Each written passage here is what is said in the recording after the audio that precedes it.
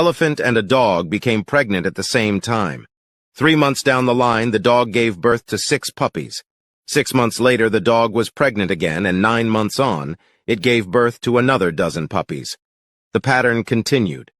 On the 18th month, the dog approached the elephant, questioning, "Are you sure that you are pregnant?" "We became pregnant on the same date.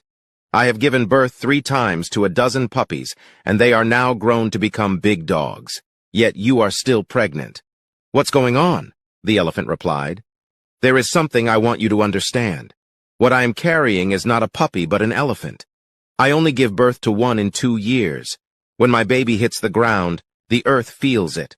When my baby crosses the road, human beings stop and watch in admiration. What I carry draws attention, so what I'm carrying is mighty and great. Don't lose faith when you see others receive answers to their prayers in what seems like record time. Don't be envious of others' testimony if you haven't received your own blessings. Don't despair. Say to yourself, 'My time is coming.'